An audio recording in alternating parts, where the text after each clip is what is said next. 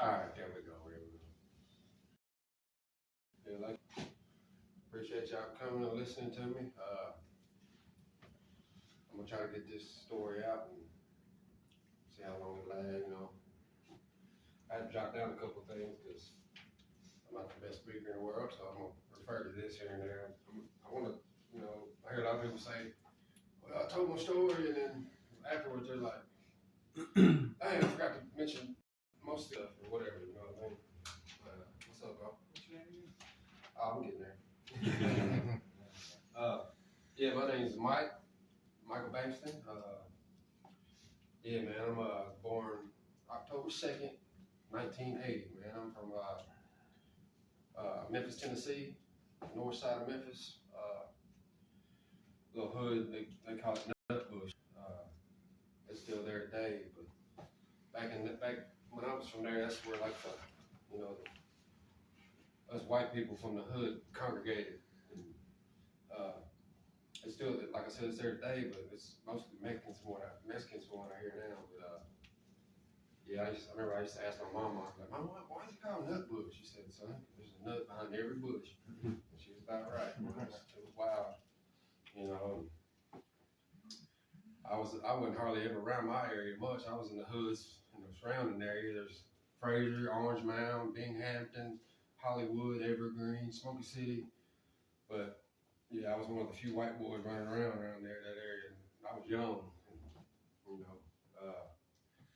had a curl, had a Jerry curl. I wasn't trying to be nothing. That's where I come from. That's what I did. That's all I knew. I wasn't trying to be black or none of that. I'm from the hood. That's where I was born and raised. I didn't hear the word wigger until I got around this area. And I was like, "What's that?" I never heard that word before.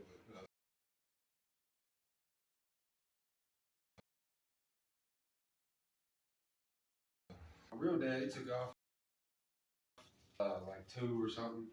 I don't know where he went, bouncing around. And my mom, my stepdad.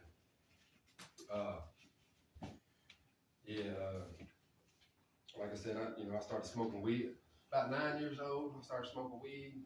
My mama would get me high with all her and all her friends, and they laugh at me and cut up. And that's when I really started getting high. And I figured out, man, I like that, So I started getting high. I'd walk around the hood with a boombox. That's what I did back in the '80s. Boombox and 40 Old English 800. I'm just kicking it.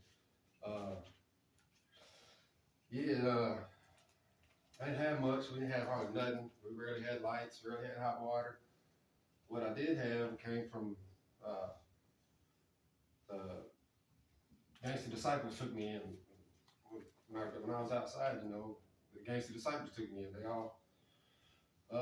They'd give me clothes. Once I got plugged in, got affiliated, blessed is what they call it. I got blessed, and they'd buy me clothes, shoes. And one of my closest friends was my mama's crack dealer. She had the same one for probably a good 10 years. I seen him every Friday, just about.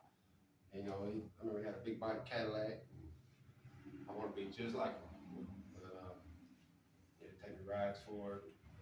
He'd have me a new shirt or a pair of shoes, something about every Friday. But that's how I got started and all that. And let me refer to my notes. Yeah, and let's see. Went to Kingsbury Elementary Middle School. One day I come home from school. Mama said, "Son, I can't take care of you no more." I said, "What?" I didn't understand that. So I ran away. And I was gone for 3 days. I remember when they found me, I was just running around different places I knew to go.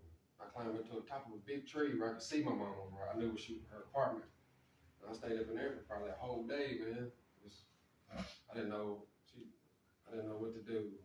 She said, "I'm gonna put you on a Greyhound. You're gonna go to Lebanon, Tennessee, which ain't too far from around here." I remember I got off the Greyhound. And, I was hood street all the way. And I still had a heavy accent. If y'all know anything about the Memphis accent, yeah, man, what up, man? Like that. And they didn't. That's why I started hearing the word weird. And yeah, I didn't understand that at all, bro. But let's see. Got here and got in with my real dad. He it might have been a month, if that.